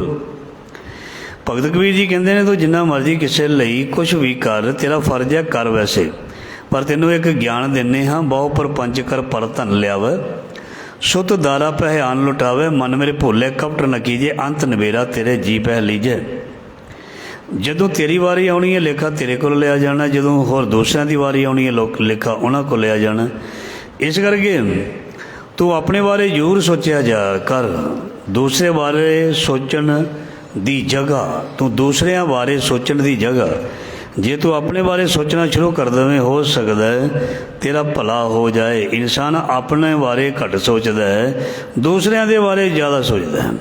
ਮਤਲਬ ਕਿਸੇ ਦੇ ਕੋਲ ਤਰੱਕੀ ਹੋਵੇ, ਖੁਸ਼ਹਾਲੀ ਹੋਵੇ, ਕਿਸੇ ਦੇ ਕੋਲ ਕੋਈ ਪਦਾਰਥ ਹੋਣ, ਕਿਸੇ ਦੇ ਕੋਲ ਅਮੀਰੀ ਹੋਵੇ, ਕਿਸੇ ਕੋਲ ਵਡਿਆਈ ਹੋਵੇ, ਕਿਸੇ ਕੋਲ ਕੋਈ ਵੀ ਚੀਜ਼ ਹੈ ਹੋਵੇ, ਉਸ ਨੂੰ ਦੇਖ ਕੇ ਇਨਸਾਨ ਸੋਚਦਾ ਹੀ ਰਹਿੰਦਾ। ਪਰ ਸੋਚਣਾ ਆਪਣੇ ਬਾਰੇ ਹੈ ਵੀ ਮੈਂ ਕਿੱਥੇ ਹਾਂ ਅਤੇ ਮੈਨੂੰ ਕਿੱਥੇ ਹੋਣਾ ਚਾਹੀਦਾ। ਸੋਚਣਾ ਤਾਂ ਇਹ ਹੈ, ਨਾ ਕਿ ਕੋਈ ਕਿੱਥੇ ਹਾਂ। ਜੇ ਕਿਸੇ ਦੀ ਰੀਸ ਕਰਨੀ ਹੈ ਚੰਗੇ ਕੰਮ ਦੀ ਕਰ, ਪਰ ਕਿਸੇ ਨੂੰ ਦੇਖ ਦੇਖ ਕੇ ਜਾਂ ਝੂਰਨਾ ਜਾਂ ਮਨ ਨੂੰ ਖਰਾਬ ਕਰਨਾ, ਇਹ ਰੀਸ ਜਿਹੜੀ ਹੈ ਰੀਸ ਨਹੀਂ, ਇਹ ਜਲਸੀ ਹੈ, ਨਫ਼ਰਤ ਹੈ, ਇਹ ਈਰਖਾ ਹੈ। ਇਸ ਤੋਂ ਉੱਪਰ ਉੱਠ ਕੇ ਗੁਰੂ ਸਾਹਿਬ ਜੀ ਸਾਨੂੰ ਜੁਗਤੀ ਦੱਸਦੇ ਨੇ ਜੀਵਨ ਜਿਉਣ ਦੀ। ਗੁਰੂ ਅਰਜਨ ਦੇਵ ਪਾਤਸ਼ਾਹ ਜੀ ਦਾ ਸ਼ਬਦ ਹੈ, ਆਸਾ ਮਹੱਲਾ ਪੰਜਵਾਂ, ਪੰਜਵੇਂ ਪਾਤਸ਼ਾਹ ਜੀ, ਦੁੱਖ ਘਣੋ ਜਬ ਹੋਤੇ ਦੂਰ। ਸਤਿਗੁਰੂ ਜੀ ਫਰਮਾਨ ਕਰਦੇ ਨੇ ਵੀ ਉਹ ਮਨੁੱਖ ਹਮੇਸ਼ਾ ਦੁਖੀ ਰਹਿੰਦੇ ਨੇ ਜਿਹੜੇ ਪਰਮਾਤਮਾ ਤੋਂ, ਉਹਦੇ ਨਾਮ ਤੋਂ ਦੂਰ ਹੋ ਜਾਂਦੇ ਹਨ। ਆਪਾਂ ਕਹਾਂਗੇ ਵੀ ਉਹਨਾਂ ਨੂੰ ਵੀ ਤਾਂ ਦੁੱਖ ਆਉਂਦੇ ਨੇ ਜਿਹੜੇ ਨਾਮ ਜਪਦੇ ਨੇ, ਨਿਤਨੇਮ ਕਰਦੇ ਨੇ। ਉਹਨਾਂ ਦੇ ਦੁੱਖ ਦੇ ਵਿੱਚ ਤੇਰੇ ਦੁੱਖ ਦੇ ਵਿੱਚ ਬਹੁਤ ਫਰਕ ਹੈ। ਇੱਕ ਨੂੰ ਦੁੱਖ ਲੱਗਦਾ, ਮਾੜਾ ਜਿਹਾ ਦੁੱਖ ਲੱਗਦਾ ਅਤੇ ਉਹ ਚੀਕ ਬਹੁਤ ਉੱਚੀ ਮਾਰਦਾ। ਧਿਆਨ ਦੇਣਾ, ਕਿ ਇਹਨੂੰ ਬਹੁਤਾ ਵੀ ਦੁੱਖ ਹੋਵੇ ਅਤੇ ਉਹ ਮੂੰਹ ਦੇ ਵਿੱਚੋਂ ਸੀਵ ਨਹੀਂ ਕਰਦਾ। ਇਹਦਾ ਮਤਲਬ ਰੱਬ ਨੇ ਉਸ ਨੂੰ ਸਹਿਣ ਸ਼ਕਤੀ ਦਿੱਤੀ ਹੈ। ਕਿੱਥੋਂ ਮਿਲੀ ਹੈ? ਉਹ ਉਸ ਦੇ ਭਜਨ ਬੰਦਗੀ, ਉਸ ਦੇ ਇਹ ਨਾਮ ਸਿਮਰਨ ਅਭਿਆਸ, ਜਾਂ ਜੋ ਵੀ ਉਹ ਧਾਰਮਿਕ ਕਰਮ ਜਿਹੜਾ ਹੈ, ਜਾਂ ਗੁਰੂ ਦੇ ਨਾਲ ਜੁੜ ਕੇ ਜੋ ਵੀ ਕਰਮ ਕਰਦਾ ਉਹਨੂੰ ਉੱਥੋਂ ਮਿਲੀ ਹੈ। ਕਿਸੇ ਕੋਲੋਂ ਥੋੜ੍ਹਾ ਵੀ ਦੁੱਖ ਜਿਹੜਾ ਹੈ ਉਹ ਬਰਦਾਸ਼ਤ ਨਹੀਂ ਹੁੰਦਾ। ਉਹ ਬਹੁਤ ਕਲਪਦੇ ਨੇ, ਬਹੁਤ ਉੱਚੀ ਰੋਂਦੇ ਨੇ, ਰੌਲਾ ਪਾਉਂਦੇ ਨੇ। ਅਤੇ ਕਈ ਜਿਹੜੇ ਨੇ ਉਹ ਵੱਡੇ ਤੋਂ ਵੱਡਾ ਦੁੱਖ ਵੀ, ਕਸ਼ਟ ਵੀ, ਜਾਂ ਸਰੀਰ ਦੇ ਉੱਪਰ ਵੀ ਕੁਛ ਆ ਜਾਵੇ ਅਤੇ ਉਹ ਪਰਵਾਹ ਹੀ ਨਹੀਂ ਕਰਦੇ। ਇਹ ਸਹਿਣ ਸ਼ਕਤੀ ਕਿੱਥੋਂ ਮਿਲਦੀ ਹੈ? ਇਹ ਗੁਰੂ ਸਾਹਿਬ ਦਿੰਦੇ ਨੇ, ਬਾਣੀ ਦਿੰਦੇ ਨੇ। ਇਨਸਾਨ ਨੂੰ ਇਹ ਚੀਜ਼ ਨਹੀਂ ਦੇ ਸਕਦਾ, ਕਿਉਂਕਿ ਇਨਸਾਨ ਕੋਲ ਇਹ ਚੀਜ਼ ਜਿਹੜੀ ਹੈ ਆਪਣੇ ਜੋਗੀ ਹੈ ਮਸਾਂ। ਧਿਆਨ ਦੇਣਾ, ਮਸਾਂ ਆਪਣੇ ਜੋਗੀ ਹੈ। ਹਾਂ, ਗੱਲਾਂ ਦੇ ਨਾਲ ਤੇ ਜੋ ਮਰਜ਼ੀ ਕਿਸੇ ਨੂੰ ਦੇ ਦੇਵੇ, ਹਮਦਰਦੀ ਦੇ ਭਾਵੇਂ ਪਹਾੜ ਦੇ ਦੇਵੇ, ਉਹ ਵੱਖਰੀ ਗੱਲ ਹੈ। ਅਸਲ ਦੇ ਵਿੱਚ ਅੰਦਰੋਂ ਜਿਹੜੀ ਚੀਜ਼ ਹੈ, ਇਹ ਦੂਸਰੇ ਨਾਲ ਹਮਦਰਦੀ, ਦੂਸਰੇ ਦਾ ਭਲਾ, ਇਹ ਜੋ ਗੁਰਮਤਿ ਦਾ ਧਾਰਨੀ ਹੈ ਉਹ ਹੀ ਕਰ ਸਕਦਾ, ਦੂਸਰਾ ਨਹੀਂ। ਸੋ ਗੁਰੂ ਸਾਹਿਬ ਜੀ ਫਰਮਾਨ ਕਰਦੇ ਨੇ, ਦੁੱਖ ਘਣੋ, ਘਣੋ ਦਾ ਮਤਲਬ ਬਹੁਤ ਜ਼ਿਆਦੇ, ਬਹੁਤ, ਉਸ ਨੂੰ ਬਹੁਤ ਦੁੱਖ ਮਹਾਰਾਜ ਜੀ ਕਹਿੰਦੇ ਲੱਗਦੇ ਹਨ। ਜਬ ਹੋਤੇ ਦੂਰ, ਜੋ ਉਸ ਤੋਂ ਦੂਰ ਹੋ ਜਾਂਦਾ, ਜਾਂ ਇੰਝ ਵੀ ਕਹਿ ਸਕਦੇ ਹਾਂ ਜਿਹੜਾ ਪਰਮਾਤਮਾ ਨਾਲੋਂ ਟੁੱਟ ਗਿਆ, ਉਹ ਆਪਣੇ ਜੀਵਨ ਦੇ ਵਿੱਚੋਂ ਸ਼ਾਂਤੀ ਨਾਲੋਂ ਟੁੱਟ ਗਿਆ, ਸੁੱਖ ਨਾਲੋਂ ਟੁੱਟ ਗਿਆ। ਪਰਮੇਸ਼ਰ ਤੇ ਭੁੱਲਿਆਂ ਪਿਆ ਪਰ ਸਭੇ ਰੋਗ, ਬੜੀ ਵਾਰੀ ਸੁਣਿਆ। ਸੋ ਜੋ ਪਰਮੇਸ਼ਰ ਤੋਂ ਟੁੱਟ ਗਿਆ ਉਹ ਸਮਝ ਲਵੇ ਉਹ ਆਪਣੇ ਮੂਲ ਨਾਲੋਂ ਟੁੱਟ ਗਿਆ। ਜਿਵੇਂ ਕਹਿ ਸਕਦੇ ਹਾਂ ਰੁੱਖ ਕਿੱਡਾ ਵੱਡਾ, ਜੇ ਉਹਦੀਆਂ ਜੜ੍ਹਾਂ ਖੋਖਲੀਆਂ ਹੋਣ, ਜੇ ਕਿਸੇ ਰੁੱਖ ਦੀਆਂ ਜੜ੍ਹਾਂ ਜਿਹੜੀਆਂ ਨੇ ਉਹ ਕੱਟ ਦਿੱਤੀਆਂ ਜਾਣ ਤਾਂ ਉਹ ਰੁੱਖ ਸੁੱਕ ਵੀ ਜਾਏਗਾ ਅਤੇ ਡਿੱਗ ਵੀ ਪਏਗਾ ਥੋੜ੍ਹੀ ਜਿਹੀ ਹਵਾ ਦੇ ਨਾਲ। ਪਰ ਜਿਸ ਦੀਆਂ ਜੜ੍ਹਾਂ ਡੂੰਘੀਆਂ ਹਨ, ਭਾਵੇਂ ਤੂਫਾਨ ਵੀ ਆ ਜਾਵੇ, ਉਹ ਰੁੱਖ ਜਿਹੜੇ ਨੇ ਡਿੱਗਦੇ ਨਹੀਂ। ਕਿਉਂ? ਕਿਉਂਕਿ ਉਹ ਜੜ੍ਹਾਂ ਨਾਲ ਜੁੜੇ ਹੋਏ ਨੇ, ਮੂਲ ਨਾਲ ਜੁੜੇ ਹੋਏ ਨੇ। ਜਿਹੜਾ ਬੰਦਾ, ਜਿੱਥੋਂ ਅਸੀਂ ਪੈਦਾ ਹੋਏ ਹਾਂ, ਰੱਬ ਸਾਡਾ ਮੂਲ ਹੈ, ਪਰਮਾਤਮਾ ਸਾਡਾ ਮੂਲ ਹੈ, ਬਾਣੀ ਵਿੱਚ ਲਿਖਿਆ। ਅਸੀਂ ਪਰਮਾਤਮਾ ਦੀ ਅੰਸ਼ ਹਾਂ। ਸਾਨੂੰ ਇਸ ਕਰਕੇ ਆਪਣੇ ਮੂਲ ਨਾਲ ਜੁੜੇ ਰਹਿਣਾ ਚਾਹੀਦਾ। ਦਰਖਤ ਨੂੰ ਆਪਣੀ ਜੜ੍ਹ ਨਾਲ ਜੁੜੇ ਰਹਿਣਾ ਚਾਹੀਦਾ। ਕੋਈ ਵੀ ਫਸਲ ਬੀਜਦੇ ਹਾਂ, ਜੇ ਉਹਦੀ ਜੜ੍ਹ ਖਰਾਬ ਹੋ ਜਾਏ ਤਾਂ ਉਹ ਫਸਲ ਵੀ ਖਰਾਬ ਹੋ ਜਾਂਦੀ ਹੈ। ਧਿਆਨ ਦੇਣਾ। ਇਸ ਕਰਕੇ ਜੜ੍ਹ ਸਹੀ ਹੋਣੀ ਚਾਹੀਦੀ ਹੈ, ਮੂਲ ਸਹੀ ਹੋਣਾ ਚਾਹੀਦਾ ਹੈ। ਸੋ ਜਿਹੜਾ ਜੜ੍ਹ ਨਾਲ ਜੁੜਿਆ ਰਹੇਗਾ ਉਹ ਹਰਿਆ ਭਰਿਆ ਵੀ ਰਹੇਗਾ। ਸੋ ਜੜ੍ਹ ਸਾਡੀ ਕੌਣ ਹੈ? ਬਾਣੀ ਹੈ, ਸਾਡੇ ਗੁਰੂ ਸਾਹਿਬਾਨ। ਮੂਲ ਸਾਡਾ ਉਹ ਹਨ। ਸਾਨੂੰ ਸਾਰਿਆਂ ਨੂੰ ਹੀ ਆਪਣੇ ਮੂਲ ਨਾਲ, ਆਪਣੀ ਗੁਰੂਆਂ ਦੀ ਬਾਣੀ ਦੇ ਨਾਲ, ਆਪਣੇ ਪਰਮ ਪਿਤਾ ਪਰਮੇਸ਼ਰ ਰੱਬ ਦੇ ਨਾਲ ਜੁੜੇ ਰਹਿਣਾ ਚਾਹੀਦਾ। ਫਿਰ ਹਰੇ ਭਰੇ ਰਹਾਂਗੇ। ਬਾਣੀ ਵਿੱਚ ਲਿਖਿਆ, ਬਾਣੀ ਵਿੱਚ ਲਿਖਿਆ, ਹਾਂ ਤਿਨ ਕਹਿ ਬਲਿਹਾਰ ਨੇ ਜਿਨੀ ਸੱਚ ਰੱਖਿਆ ਔਰ ਧਾਰ, ਨਾਨਕ ਨਾਮੇ ਸਭ ਹਰਿਆਵਲੀ ਗੁਰ ਕੇ ਸ਼ਬਦ ਵਿਚਾਰ। ਜਿਹੜਾ ਸ਼ਬਦ ਦੀ ਵਿਚਾਰ ਕਰਦਾ ਰਹੇਗਾ, ਸੁਣਦਾ ਰਹੇਗਾ, ਉਹ ਹਰਿਆ ਭਰਿਆ ਰਹੇਗਾ, ਮਤਲਬ ਖੁਸ਼ਹਾਲ ਰਹੇਗਾ, ਸੁਖੀ ਰਹੇਗਾ, ਸਿਦਕ ਵਿੱਚ, ਭਰੋਸੇ ਵਿੱਚ ਰਹੇਗਾ, ਸਬਰ ਵਿੱਚ ਰਹੇਗਾ। ਅਤੇ ਜਿਹੜਾ ਮੂਲ ਨਾਲੋਂ ਟੁੱਟ ਗਿਆ ਉਹ ਰੌਲਾ ਪਾਉਂਦਾ ਰਹੇਗਾ, ਉਹ ਸਾਰਿਆਂ ਨੂੰ ਤੰਗ ਕਰਦਾ ਰਹੇਗਾ, ਉਹ ਪਰੇਸ਼ਾਨ ਰਹੇਗਾ ਅਤੇ ਪਰੇਸ਼ਾਨੀ ਸਾਰਿਆਂ ਨੂੰ ਦਿੰਦਾ ਰਹੇਗਾ। ਸੋ ਅਬ ਮਸਲਾ ਮੋਹ ਮਿਲੀ ਹਦੂਰ। ਹਦੂਰ ਦਾ ਮਤਲਬ ਹਜ਼ੂਰੀ। ਮੈਨੂੰ ਹੁਣ ਗੁਰੂ ਦੀ ਸਿੱਖਿਆ ਦੇ ਨਾਲ ਐਸੀ ਬਰਕਤ ਮਿਲੀ ਹੈ ਕਿ ਮੈਨੂੰ ਹੁਣ ਕੋਈ ਵੀ ਪਰੇਸ਼ਾਨੀ, ਦੁੱਖ, ਕਲੇਸ਼ ਜਿਹੜਾ ਹੈ ਉਹ ਆ ਕੇ ਤੰਗ ਨਹੀਂ ਕਰਦਾ। ਜੇ ਆਉਂਦਾ ਵੀ ਹੈ ਤਾਂ ਉਹ ਦੇਖ ਕੇ ਮੁੜ ਜਾਂਦਾ ਹੈ। ਧਿਆਨ ਦੇਣਾ। ਜੇ ਕੋਈ ਆਉਂਦਾ ਵੀ ਹੈ, ਪ੍ਰਤਾਪ ਤੁਮਾਰਾ ਦੇਖ ਕੇ ਜਮਦੂਤ ਛੱਡ ਜਾਏ, ਉਹ ਭੱਜ ਜਾਂਦਾ, ਦੂਰ ਚਲਾ ਜਾਂਦਾ। ਕਿਉਂ? ਉਹਨੂੰ ਪਤਾ ਹੈ। ਧਿਆਨ ਦੇਣਾ। ਉਹਨੂੰ ਪਤਾ ਬੰਦਾ ਕਿਸੇ, ਕੋਈ ਅਪਰਾਧੀ ਬੰਦਾ ਵੀ ਥਾਣੇਦਾਰ ਕੋਲ ਬੈਠਾ ਹੋਵੇ ਨਾ, ਅਤੇ ਕੋਈ ਬੰਦਾ ਉਹਦੇ 'ਤੇ ਅਟੈਕ ਨਹੀਂ ਕਰਦਾ। ਨੈਚੁਰਲੀ ਉਹਨੂੰ ਪਤਾ ਵੀ ਇਹ ਜਿਹੜੀ ਪੁਲਿਸ ਹੈ ਇਸ ਦੀ ਸੇਫਟੀ ਕਰਦੀ ਹੈ, ਇਸ ਦੀ ਰੱਖਿਆ ਕਰਦੀ ਹੈ, ਕਾਨੂੰਨ ਇਸ ਦੀ ਰੱਖਿਆ ਕਰਦਾ। ਭਾਵੇਂ ਉਹ ਅਪਰਾਧੀ ਕਿਉਂ ਨਾ ਹੋਵੇ, ਉਸ ਨੂੰ ਫਿਰ ਵੀ ਜਿਹੜੀ ਪੁਲਿਸ ਹੈ ਉਸ ਦਾ ਬਚਾਉਣਾ ਉਹਦਾ ਫਰਜ਼ ਹੈ। ਸੋ ਇਸੇ ਤਰ੍ਹਾਂ ਜਦੋਂ ਕੋਈ, ਗੁਰੂ ਸਾਹਿਬ ਜੀ ਕਹਿੰਦੇ ਨੇ, ਜਦੋਂ ਕੋਈ ਆਪਣੇ ਮਾਲਕ ਦੇ ਕੋਲ ਬੈਠਾ ਹੋਏਗਾ, ਭਾਵੇਂ ਉਹ ਮਾੜਾ ਹੀ ਹੈ, ਭਾਵੇਂ ਉਹ ਜਿੰਨਾ ਮਰਜ਼ੀ ਪਲੀਤ ਹੈ, ਖਰਾਬ ਹੈ, ਮਾੜੀ ਸੋਚ ਵਾਲਾ, ਜਿਹੜਾ ਆਪਣੇ ਗੁਰੂ ਕੋਲ ਬੈਠਾ ਹੋਏਗਾ, ਉਹਦੀ ਗੁਰੂ ਦੇ ਕੋਲ ਬੈਠਣ ਦੇ ਨਾਲ ਹੀ ਇੱਦਾਂ ਦੀ ਖੁਸ਼ਬੂ ਉਹਨੂੰ ਆਏਗੀ ਵੀ ਉਹਦੀ ਮੈਲ ਜਿਹੜੀ ਹੈ ਉਤਰਨੀ ਜਾਂ ਅੰਦਰੋਂ ਨਿਕਲਣੀ ਸ਼ੁਰੂ ਹੋ ਜਾਏਗੀ। ਬਾਣੀ ਵਿੱਚ ਲਿਖਿਆ ਹੈ, ਹਮ ਮੈਲੇ ਤੁਮ ਉਜਲ ਕਰਦੇ ਹਾਂ ਨਿਰਗੁਣ ਨੂੰ ਦਾਤਾ। ਮੈਲਿਆਂ ਨੂੰ ਕਿਸ ਨੇ ਉਜਲ ਕੀਤਾ? ਬਾਬੇ ਦੀ ਬਾਣੀ ਨੇ।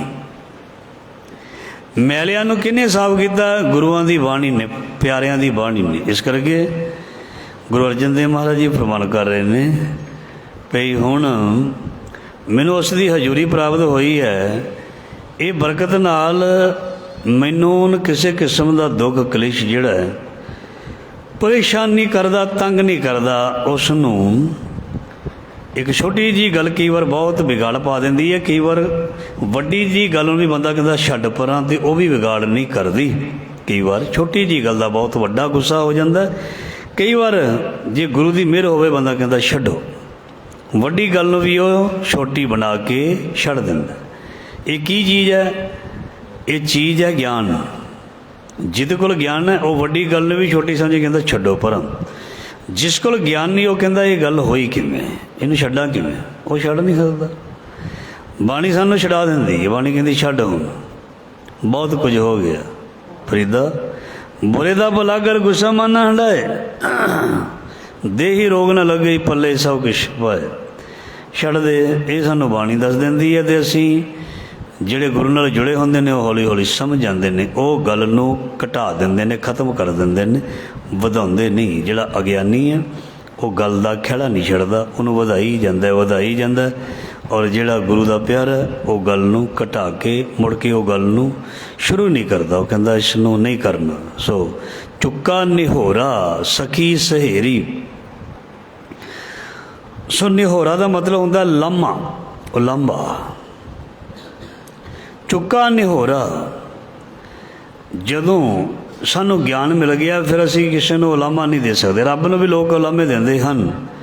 ਜਦੋਂ ਸਾਡੇ ਮੂੰਹ ਨਿਕਲਦਾ ਰੱਬ ਨੇ ਇਸ ਨਾਲ ਬਹੁਤ ਮਾੜਾ ਕੀਤਾ, ਰੱਬ ਨੇ ਸਾਡੇ ਨਾਲ ਬਹੁਤ ਮਾੜਾ ਕੀਤਾ, ਇਹ ਹੁੰਦਾ ਹੈ ਉਲਾਂਭਾ। ਅਤੇ ਜਿਸ ਨੂੰ ਗੁਰੂ ਗਿਆਨ ਦਿੰਦਾ ਉਹ ਉਲਾਂਭਾ ਨਹੀਂ ਕਦੇ ਵੀ ਦਿੰਦਾ ਗੁਰੂ ਨੂੰ, ਉਹ ਸ਼ੁਕਰਾਨਾ ਕਰਦਾ। ਉਲਾਂਭਾ ਇੱਕ ਬਹੁਤ ਪਿਆਰਾ ਇਹ ਵਿਸ਼ਾ ਹੈ, ਇਸ ਨੂੰ ਜ਼ਰੂਰ ਸਾਨੂੰ ਸਮਝਣਾ ਚਾਹੀਦਾ। ਔਰ ਉਲਾਂਭੇ ਦੇ ਵੀ ਵਿਸ਼ੇ 'ਤੇ ਅਸੀਂ ਜ਼ਰੂਰ ਵਿਚਾਰ ਕਰਾਂਗੇ, ਕਿਉਂਕਿ ਇਹ ਉਲਾਂਭੇ ਦਾ ਇਸ ਤਰ੍ਹਾਂ ਹੈ ਜਿਵੇਂ ਕੋਈ ਕਿਸੇ ਨੂੰ ਕਹਿੰਦਾ ਵੀ ਤੇਰਾ ਉਲਾਂਭਾ ਹੈ, ਉਹ ਕਹਿੰਦਾ ਅੱਛਾ, ਉਹ ਹੈਰਾਨ ਹੋ ਜਾਂਦਾ ਕਾਹਦਾ ਉਲਾਂਭਾ। ਕਿਸੇ ਕੋਲ ਸੁਣ ਕੇ ਕੋਈ ਕਹਿੰਦਾ ਤੇਰਾ ਉਲਾਂਭਾ ਹੈ, ਉਸ ਨੂੰ ਗੱਲ ਦਾ ਪਤਾ ਵੀ ਨਾ ਹੋਵੇ, ਪੂਰਾ ਪਤਾ ਵੀ ਨਾ ਹੋਵੇ। ਜੇ ਕੋਈ ਵੈਸੇ ਹੀ ਉਲਾਂਭਾ ਲੈ ਕੇ ਕਿਸੇ ਦੇ ਘਰ ਚਲਾ ਜਾਵੇ ਤਾਂ ਉਹ ਸਿਆਣਾ ਨਹੀਂ, ਮੂਰਖ ਹੋਏਗਾ। ਜਦੋਂ ਤੱਕ ਕਿਸੇ ਗੱਲ ਦਾ ਪਤਾ ਨਾ ਚੱਲੇ, ਜੇ ਪਤਾ ਲੱਗ ਵੀ ਜਾਏ, ਸਿਆਣਾ ਬੰਦਾ ਉਲਾਂਭਾ ਨਹੀਂ ਦਿੰਦਾ, ਸਲਾਹ ਦਿੰਦਾ। ਉਲਾਂਭਾ ਜਿਹੜਾ ਹੈ ਨਾ ਉਹ ਸਿਆਣਾ ਬੰਦਾ ਨਹੀਂ ਲੈ ਕੇ ਜਾਂਦਾ। ਪਹਿਲੀ ਗੱਲ ਤਾਂ ਜਿਸ ਨੂੰ ਪਤਾ ਹੀ ਨਹੀਂ ਕਿਸੇ ਗੱਲ ਦਾ, ਉਹ ਉਹਦੀ ਕਹੀ ਜਾਵੇ ਮੈਨੂੰ ਤਾਂ ਉਹ ਇਸ ਤਰ੍ਹਾਂ ਕਹਿੰਦਾ ਸੀ, ਤੇਰਾ ਉਲਾਂਭਾ ਆਇਆ। ਉਹਨੂੰ ਪੁੱਛੇ ਵੀ ਤੈਨੂੰ ਇਸ ਗੱਲ ਦਾ ਪਤਾ, ਕਹਿੰਦਾ ਨਹੀਂ ਮੈਨੂੰ ਵੈਸੇ ਪਤਾ ਲੱਗਾ, ਫਿਰ ਕਾਹਦਾ ਉਲਾਂਭਾ। ਜੇ ਉਹਨੂੰ ਕਹਿ ਦੇ ਵੀ ਤੇਰੇ ਬਾਰੇ ਵੀ ਮੈਨੂੰ ਇੱਦਾਂ ਪਤਾ ਲੱਗਾ, ਤੇਰਾ ਵੀ ਉਲਾਂਭਾ, ਫਿਰ ਉਹ ਕਹੇਗਾ ਲੈ ਇਹ ਕਿਵੇਂ ਹੋ ਸਕਦਾ। ਵੀ ਜਿਵੇਂ ਤੂੰ ਸੁਣ ਕੇ ਕਿਸੇ ਦਾ ਉਲਾਂਭਾ ਲੈ ਕੇ ਕਿਸੇ ਦੇ ਘਰ ਜਾਂਦਾ, ਤੈਨੂੰ ਵੀ ਤੇ ਉਹ ਦੇ ਸਕਦਾ ਸੁਣ ਕੇ। ਜੇ ਤੈਨੂੰ ਪੱਕਾ ਹੋ ਵੀ ਜਾਏ ਵੀ ਇਹਦੀ ਕੋਈ ਗਲਤੀ ਹੈ, ਇਹਦਾ ਉਲਾਂਭਾ ਬਣਦਾ, ਫਿਰ ਵੀ ਗੁਰੂ ਸਾਹਿਬ ਜੀ ਕਹਿੰਦੇ ਨੇ ਇੱਦਾਂ ਦੀ ਐਸਾ ਕੰਮ ਮੋਲੇ ਨਾ ਕੀਚੇ ਜੇ ਤੰਤ ਪਛਤਾਈ। ਜਿਸ ਨਾਲ ਕਿਸੇ ਦਾ ਦਿਲ ਦੁਖੇ, ਇੱਦਾਂ ਦੀ ਗੱਲਬਾਤ ਹੀ ਨਾ ਕੀਤੀ ਜਾਏ। ਜੇ ਕਿਸੇ ਦਾ ਉਲਾਂਭਾ ਵੀ ਉਹਨੂੰ ਕਹਿ ਭਾਈ ਮੈਂ ਤੈਨੂੰ ਇੱਕ ਬੇਨਤੀ ਕਰਦਾ, ਮੈਂ ਤੈਨੂੰ ਇੱਕ ਸਲਾਹ ਦਿੰਦਾ, ਇਹ ਜਿਹੜੀ ਗੱਲ ਦਾ ਹੀ ਫਰਕ ਹੈ ਨਾ, ਦੋ ਅੱਖਰਾਂ ਦਾ ਹੀ ਫਰਕ ਹੈ ਵੀ ਮੈਂ ਤੈਨੂੰ ਇੱਕ ਬੇਨਤੀ ਕਰਨੀ ਹੈ ਭਾਈ, ਇੱਕ ਸਲਾਹ ਦੇਣੀ ਹੈ। ਅਤੇ ਜੇ ਪਹਿਲਾਂ ਉਹਦੇ ਸਿਰ 'ਚ ਠਾਹ ਸੋਟਾ ਮਾਰੋ ਤੇਰਾ ਤੇ ਉਲਾਂਭਾ, ਉਹ ਪਹਿਲਾਂ ਹੀ ਕਹੇਗਾ ਵੀ ਜਾ ਕੰਮ ਕਰ ਆਪਣਾ, ਠੀਕ ਹੈ। ਅਤੇ ਜੇ ਉਸਨੂੰ ਤਰੀਕੇ ਨਾਲ ਕਿਹਾ ਜਾਏ ਤਾਂ ਫਿਰ ਉਹ ਬੰਦਾ ਸਮਝ ਵੀ ਸਕਦਾ ਹੈ। ਫਿਰ ਉਹਦੇ ਦਿਮਾਗ ਦੇ ਵਿੱਚ ਗੱਲ ਸੁਣਨ ਦੀ ਇੱਛਾ ਵੀ ਪੈਦਾ ਹੋ ਸਕਦੀ ਹੈ। ਕੋਈ ਗੱਲ ਨਹੀਂ, ਹੋ ਸਕਦਾ ਮੇਰੇ ਭਲੇ ਦੀ ਮੈਨੂੰ ਸਲਾਹ ਦੇਣ ਲਈ ਆਇਆ ਹੋਵੇ। ਇਸ ਕਰਕੇ ਕਿਸੇ ਦੀ ਕੋਈ ਵੀ ਗੱਲ ਹੋਵੇ ਤਾਂ ਉਸ ਨੂੰ ਉਛਾਲ ਕੇ ਨਹੀਂ, ਬਾਲ ਕੇ ਮਤਲਬ ਬਿਠਾ ਕੇ। ਕਿਸੇ ਦੀ ਗੱਲ ਨੂੰ ਰੌਲਾ ਪਾ ਕੇ ਨਹੀਂ, ਚਾਰਾਂ ਨੂੰ ਸੁਣਾ ਕੇ ਨਹੀਂ ਹੱਲ ਮਸਲਾ ਹੁੰਦਾ, ਚੁੱਪ ਚਪੀਤੇ ਬੈਠ ਕੇ ਹੱਲ ਹੁੰਦਾ। ਦੇਖੋ ਜੇ ਸਾਡੀ ਕੋਈ ਗੱਲ ਹੋਵੇ, ਸਾਡੇ ਕੋਲ ਗਲਤੀ ਹੋਵੇ, ਅਸੀਂ ਕਹਿੰਦੇ ਚੁੱਪ ਚਪੀਤੇ ਇਹ ਗਲਤੀ ਜਿਹੜੀ ਹੈ ਇਹ ਸਹੀ ਹੋ ਜਾਣੀ ਚਾਹੀਦੀ, ਕਿਸੇ ਨੂੰ ਪਤਾ ਨਾ ਲੱਗੇ। ਪਰ ਜੇ ਕਿਸੇ ਦੀ ਗਲਤੀ ਕੋਈ ਹੋਵੇ, ਸਾਡਾ ਮਨ ਕਰਦਾ ਵੀ ਇਸ ਦੀ ਗਲਤੀ ਨੂੰ ਰੌਲਾ ਪਾ ਕੇ ਦੁਨੀਆ ਨੂੰ ਦੱਸੀ। ਇਹ ਕੀ ਹੋਇਆ ਬਈ? ਜੇ ਮੇਰੀ ਗਲਤੀ ਤੇ ਮੈਂ ਚਾਹੁੰਦਾ ਵੀ ਉਸ ਨੂੰ ਚੁੱਪ ਕਰਕੇ ਮੈਨੂੰ ਕੋਈ ਦੱਸੇ, ਰੌਲਾ ਨਾ ਪਾਵੇ, ਅਤੇ ਦੂਸਰੇ ਦੀ ਗਲਤੀ ਨੂੰ ਫਿਰ ਰੌਲਾ ਪਾ ਕੇ ਕਿਉਂ ਦੱਸਦਾ? ਉਹਨੂੰ ਵੀ ਬਿਠਾ ਕੇ ਪ੍ਰੇਮ ਨਾਲ ਤੂੰ ਦੱਸ ਸਕਦਾ ਨਾ। ਇਸ ਕਰਕੇ ਜੋ ਸ਼ਬਦ ਆਇਆ ਉਲਾਮਾ ਮਤਲਬ ਨਿਹੋਰਾ। ਸੋ ਗੁਰੂ ਸਾਹਿਬ ਜੀ ਕਹਿੰਦੇ ਜਦੋਂ ਦੀ ਕਿਰਪਾ ਹੋਈ ਹੈ, ਮਿਹਰ ਹੋਈ ਹੈ, ਰੱਬ ਦੀ ਬਖਸ਼ਿਸ਼ ਹੋਈ ਹੈ, ਰੱਬ ਨੂੰ ਕਦੇ ਉਲਾਂਭਾ ਨਹੀਂ ਦਿੱਤਾ, ਹਮੇਸ਼ਾ ਸ਼ੁਕਰਾਨਾ ਹੀ ਕੀਤਾ ਹੈ। ਹਮੇਸ਼ਾ ਇਹੀ ਕਿਹਾ ਜੋ ਤੁਧ ਭਾਵੈ ਸਾਈ ਭਲੀ ਕਾਰ, ਭਰਮ ਗਿਆ ਗੁਰ ਪਿਰ ਸੰਗ ਮੇਰੀ ਰਹਾਓ। ਸੋ ਮੇਰੇ ਅੰਦਰੋਂ ਭਟਕਣਾ ਦੂਰ ਹੋ ਗਈ, ਮੇਰੇ ਅੰਦਰੋਂ ਭਰਮ ਚਲਾ ਗਿਆ, ਮੇਰੇ ਅੰਦਰੋਂ ਸ਼ੱਕ ਮੁੱਕ ਗਿਆ। ਕਦੋਂ? ਜਦੋਂ ਮੇਰਾ ਮੇਲ ਹੋ ਗਿਆ, ਜਦੋਂ ਉਹ ਮੈਨੂੰ ਮਿਲ ਗਿਆ। ਉਤਰ ਗਿਓ ਮੇਰੇ ਮਨ ਕਾ ਸੰਸਾ ਜਬ ਤੇ ਦਰਸ਼ਨ ਪਾਇਆ। ਜਿਸ ਨੂੰ ਸ਼ੰਕਾ, ਧਿਆਨ ਦੇਣਾ, ਜਿਸ ਨੂੰ ਸ਼ੰਕਾ ਸ਼ੱਕ ਜਾਂ ਡਾਊਟ ਕਿਸੇ 'ਤੇ ਰਹੇਗਾ, ਜਿਸ ਨੂੰ ਸ਼ੰਕਾ ਸ਼ੱਕ ਜਾਂ ਡਾਊਟ ਕਿਸੇ 'ਤੇ ਰਹੇਗਾ, ना वो बंदा सामने वाले कोलों कोई खुशी लै सकदा, ना आप अपना विश्वास जिता सकता है। ध्यान देना, किसी ने किसी कोलों कोई कर्म कराउणा है, कम कराउणा है, उसनूं विश्वास विच लैना पेगा। मैं कहना हाँ, मैं कहता हाँ मेरे ते सारे विश्वास करो, पर जे मैं कहां मैं किसी दे विश्वास ना करा फिर गड्डी चलदी है। घर दे विच कोई कहे मेरे ते सारे विश्वास करो, जो मैं कहना ठीक करना, पर मैं किसी ते नहीं विश्वास करता, ऐदां गड्डी नहीं चलती। महाराज जी की बाणी सानूं दसदी है तैनूं विश्वास करना पएगा। पति नूं पत्नी ते, पत्नी नूं पति ते, भाई नूं भाई ते, मित्र नूं मित्र ते, भैन नूं भैन ते, दोस्त नूं दोस्त ते करना पएगा। पार्टनर नूं एक दूजे ते करना पएगा। मालक नूं नौकर ते नौकर नूं मालक ते विश्वास करना पएगा। गड्डी तां चलदी, नहीं तो नहीं चलदी। सो इस करके गुरु साहब जी कहते हैं भरम गया गुर पिर संग मेरी। गुरु दे नाल जुड़ के मेरा हर किस्म का भरम शक दूर हो गया, शंका दूर हो गया। गुरु ने सारे देखो इन्नियां गल्लां दे सवाल साडी जिंदगी विच है ना, कोई भी बंदा सारे सवालों के जवाब नहीं दे सकता। ना किसी की माँ सारे सालों के जवाब दे सकती है, ना किसी का बाप, ना किसी का भाई, ना भैन, ना पति, ना पत्नी। सारे सवालों के जवाब सारिਆਂ कोल नहीं है, थोड़े बहुते दे सकते हैं। जिन्ना को उन्होंने तजर्बा है उन्ने के सवालों के जवाब दे सकते हैं। नहीं तो अज का बच्चा सानू इदां दा सवाल करता उसका जवाब नहीं साडे कोल हुंदा, असीं उहदे कोलों लैंदे हां। ध्यान देना, अज की जी जनरेशन है ना, उन्होंने कोल ऐसे सवाल नहीं, वह जवाब साडे कोल नहीं। फिर असीं पुछदे हां बच्चे तुसीं दसो इहदा जवाब की, वो दस दिंदे ने। इहदा मतलब सारे सवालों के जवाब साडे कोल नहीं है। सारे सवालों के जवाब जिहड़े ने वो धन धन श्री गुरु ग्रंथ साहब जी की बाणी विच है। सो इस करके बाणी दे विच सानू हर एक सवाल का जवाब बाखूबी मिलता है। निकट आन प्रिय सेज तरी। सो जदों भरम शंके गुरु साहब जी कहते खत्म हो गए, मुक गए, तो फिर ये जीव इस्त्री जी है या जीव आत्मा निकट आन प्रिय सेज तरी। पति परमात्मा ने इसनों अपने नज़दीक बुला लिया, अपने कोल बुला लिया या अपने कोल बिठा लिया। निकट आन प्रिय सेज तरी। सेज का मतलब भी परमात्मा दे नाल लिव। इत्थे सेज का मतलब ये है, उदाहरण दुनियावी है, पर इत्थे सेज है गुरु दी संगत, गुरु दा शब्द, गुरु दे शब्द दे नाल जुड़ना या गुरु दे प्रेम नूं मनना, शब्द दे रस नूं मनना, ये है गुरु दी सेज। निकट आन या इंज भी कह सकते हैं गुरु ने सानू सत संगत रूपी सेज विच लिया के ते सानू अपने कोल कर दिता है। कान कड्ढन ते चोट भरी। कान का मतलब मुथाजी। और हुण मैनू दूसरी धिर दी जां दूसरी मुहताजी तो भी गुरु साहब ने, मेरे पति ने, मेरे मालक ने मैनू रख लिया, बचा लिया, बचा लिया। सो मंदिर मेरा शब्द उजारा। मेरे हिरदे रूपी मंदिर दे विच गुरु साहब जी कहते ने आत्मक जीवन का चानण आ गया। मेरे मन दे अंदर मंदिर मेरे शब्द द्वारा। जब गुरु ने भरम मिटा के अपनी सेज ते सानू बिठा लिया, कोल कर लिया, तो फिर ਇਹਦਾ मतलब वो खुशी भी देवेगा। मंदिर मेरा, मंदिर का मतलब हिरदे रूपी मंदिर।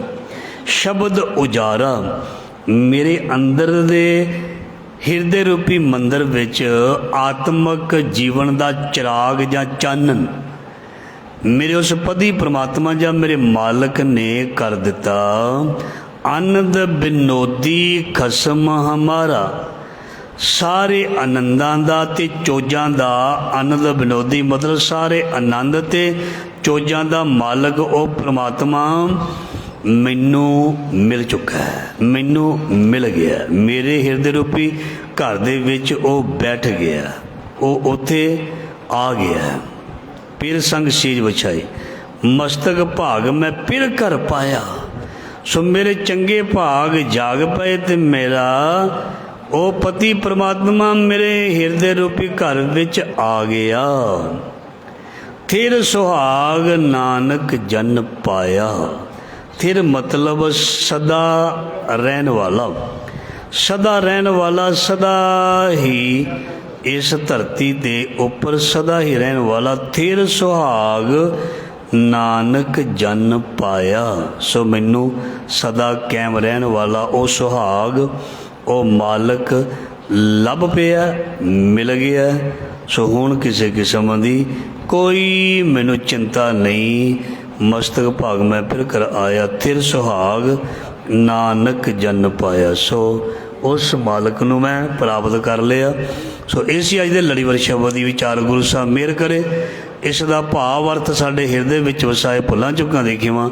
ਵਾਹਿਗੁਰੂ ਜੀ ਕਾ ਖਾਲਸਾ, ਵਾਹਿਗੁਰੂ ਜੀ ਕੀ ਫਤਿਹ।